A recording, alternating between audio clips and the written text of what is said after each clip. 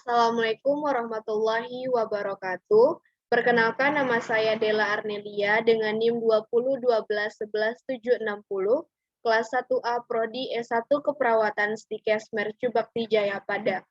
Di sini saya akan menjelaskan mengenai teori kebenaran Pancasila sebagai dasar pengembangan ilmu.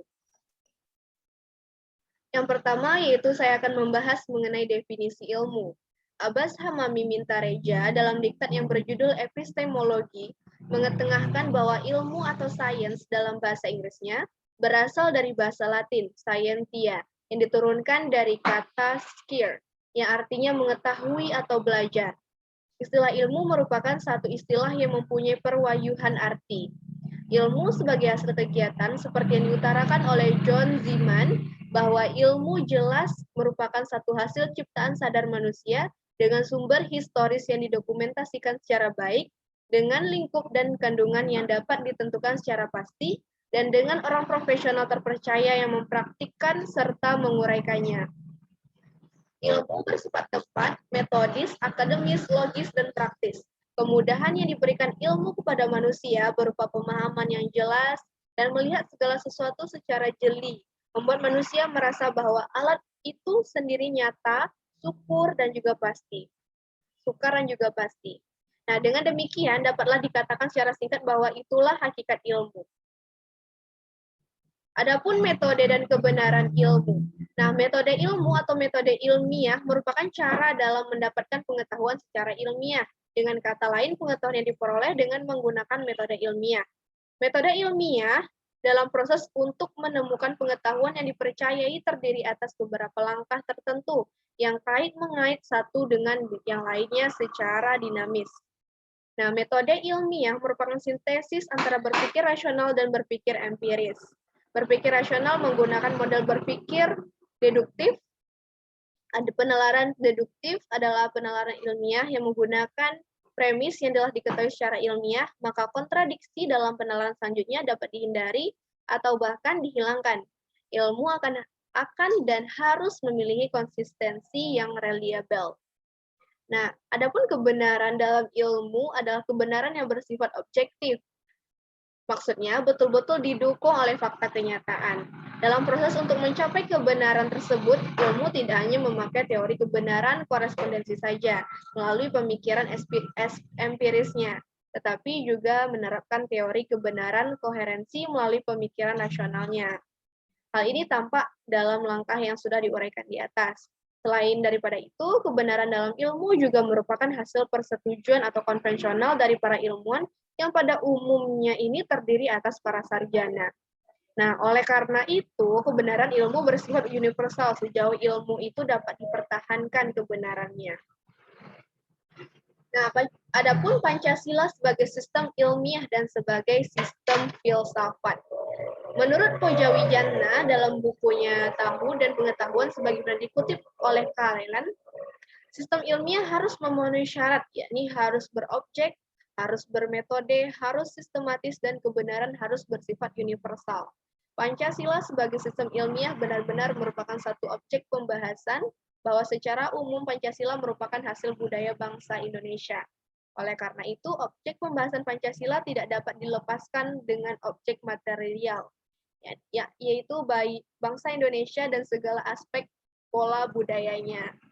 Atau dengan perkataan lain, objek material Pancasila adalah segala unsur nilai yang secara konkret tercermin pada bangsa Indonesia berupa kepribadian, sifat, karakter, ataupun pola dalam rangka bermasyarakat, berbangsa, dan juga bernegara. Nah, sekarang akan dibahas tentang Pancasila sebagai sistem filsafat. Satu sistem filsafat harus memenuhi kriteria, yaitu yang pertama, objek filsafat bersifat menyeluruh, artinya tidak berupa hal khusus tertentu. Sistem filsafat harus bersifat koheren, metodenya bersifat mendasar atau sampai ke hakikatnya, dan kadar kebenarannya bersifat spekulatif, atau dengan kata lain, sistem filsafat itu merupakan satu bagan konsepsional yang bersifat rasional, yang mempunyai ciri bersifat menyeluruh, koheren, mendasar, dan juga spekulatif. Pancasila sebagai sistem filsafat bersifat konsepsional menurut Katsof. Nah, konsep ini merupakan hasil generalisasi serta abstraksi dari pengalaman tentang hal dan proses satu demi satu. Pancasila juga merupakan abstraksi dari pengalaman dan perjalanan hidup bangsa Indonesia. Sistem kefilsafatan Pancasila Noto Nagoro. Nah, pemikiran Noto Nagoro tentang Pancasila jika dikaji juga merupakan satu sistem kefilsafatan, sehingga dapat disebut sebagai sistem kefilsafatan Pancasila Noto Nagoro. Pancasila juga merupakan abstraksi dari pengalaman dan perjalanan hidup bangsa Indonesia yang menurut Noto Nagoro diambil dari adat kebiasaan, kebudayaan, dan agama yang telah ada pada bangsa Indonesia. Bagian konsepsional dalam sistem filsafat Pancasila juga merupakan rasional, yaitu bahwa antara masing-masing sila dalam Pancasila itu berhubungan secara logis. Menurut Noto Nagoro sendiri, antara landasan Pancasila sebagai sebabnya dan bangsa Indonesia sebagai akibatnya, dengan demikian secara tegas dalam Pancasila tercermin pandangan bangsa Indonesia tentang Tuhan, manusia, satu, rakyat, dan adil. Nah, dengan demikian Pancasila memuat semua permasalahan manusia secara menyeluruh yang meliputi terhadap Tuhan, terhadap diri sendiri, dan terhadap yang ada di luar dirinya. Di sini pemikiran Noto Nagoro juga memenuhi kriteria sebagai sistem filsafat, karena juga bersifat menyeluruh, objeknya mencakup semua hal. Selanjutnya yaitu ada teori kebenaran Pancasila. Nah, di dalam teori kebenaran Pancasila ini ada 3 teori. Yang pertama yaitu ada teori koherensi. Nah, bagi teori kebenaran ini, pernyataan dianggap benar jika pernyataan bersifat konsisten dengan pernyataan sebelumnya yang dianggap benar. Menurut Noto Nagoro, Pancasila dasar filsafat negara merupakan satu kesatuan tersusun atau berbagai bagian. Tetapi bagian itu tidak saling bertentangan. Nah, semuanya menyusun hal yang baru dan utuh. Setiap sila Pancasila di dalamnya mengandung sila yang lainnya. Terdapat hubungan yang saling mengkualifikasi satu sama lain. Yang kedua ada teori korespondensi. Menurut teori korespondensi ini, satu pernyataan benar jika materi pengetahuan yang dikandung pernyataan itu berhubungan dengan objek yang dituju oleh pernyataan tersebut. Sistem filsafat Pancasila dinyatakan sebagai jiwa bangsa Indonesia, berkepribadian bangsa Indonesia, pandangan hidup bangsa, dan pedoman hidup bangsa. Hal ini benar jika sesuai dengan kenyataan sehari-hari. Isi arti Pancasila yang abstrak, umum, universal dapat menjadi sumber landasan pemecahan masalah kenyataan hidup sehari-hari. Nah, yang ketiga ini ada teori pragmatik. Menurut teori ini, nilai kebenaran proposisi diukur dengan kriteria apakah proposisi tersebut berfungsi dalam kehidupan praktis atau tidak. Nah, teori ini tercermin dalam Pancasila sebagai pemersatu bangsa Indonesia. Hal ini menunjukkan bahwa sistem filsafat Pancasila berfungsi secara praktis. Pancasila sebagai asas persatuan dan kesatuan di dalam diri. Pancasila sebagai asas persatuan dan kesatuan di dalam diri Pancasila juga mengandung persatuan dan kesatuan. Jika di dalam diri Pancasila mengandung 3 teori kebenaran, yaitu ada koherensi, korespondensi, dan juga pragmatik, maka konsekuensinya menurut Pancasila pernyataan atau proposisi benar jika runtut, konsisten, sesuai dengan kenyataan, dan sekaligus membawa kefaedahan. Nah, adapun kebenaran ilmu berdasar teori kebenaran Pancasila. Nah, ada kelebihan ilmu diantaranya terletak pada pengetahuan yang tersusun secara logis dan sistematis, serta telah teruji kebenarannya melalui beberapa langkah dalam metode keilmuan dari perumusan masalah sampai penemuan teori ilmiah, ilmu yang berhasil menetapkan kebenaran ilmiah. Nah, pada dasarnya kebenaran dalam ilmu meliputi 2 jenis teori kebenaran, yaitu ada koherensi dan juga korespondensi.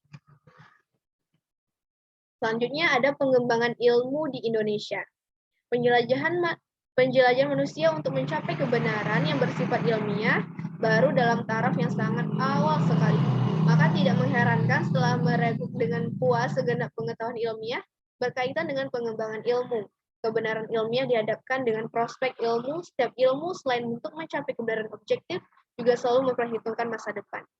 Perhitungan ini berkaitan dengan kemungkinan untuk pengembangan baik berupa penyempurnaan maupun melengkapi teori yang sudah ada, bahkan dapat saja mengganti dengan teori yang baru sama sekali. Nah, adapun contoh pengalaman Pancasila sebagai dasar ilmu pengetahuan menurut saya, yaitu yang pertama, pengalaman saya sendiri, yaitu yang pertama memanfaatkan teknologi dan penguasaan iptek dengan benar. seperti membuat tugas, penggunaan media elektronik sebagai penunjang pembelajaran, yaitu ada media Zoom, Classroom, dan Edmodo juga ada, dan lain sebagainya. Dengan ini kita tetap dapat menjaga persatuan dan kesatuan bangsa Indonesia sesuai dengan sila ketiga. Kemajuan iptek sangat diperlukan guna untuk perkembangan masa ke masa serta menjawab tantangan zaman. Yang kedua, ada meningkatkan motivasi belajar mahasiswa melalui metode online. Metode online ini memiliki banyak rintangan dan hambatan bagi mahasiswa seperti jaringan yang tiba-tiba hilang dan lain sebagainya. Namun, ada bisa meningkatkan motivasi belajar mahasiswa melalui metode online, yaitu dengan media-media elektronik seperti tadi, yaitu seperti Zoom, Classroom, dan juga sebagainya. Nah, yang ketiga itu ada bermusyawarah serta berdiskusi. Contohnya yaitu berdiskusi kelompok dan bermusyawarah untuk mengambil keputusan bersama. Contoh mengambil keputusan bersama yaitu bisa dengan pemilihan ketua kelas contohnya, dan lain sebagainya. Baiklah, itulah tadi presentasi saya. Mohon maaf jika ada salah. Saya akhiri dengan wabillahi taufiq wal hidayah. Wassalamualaikum warahmatullahi wabarakatuh.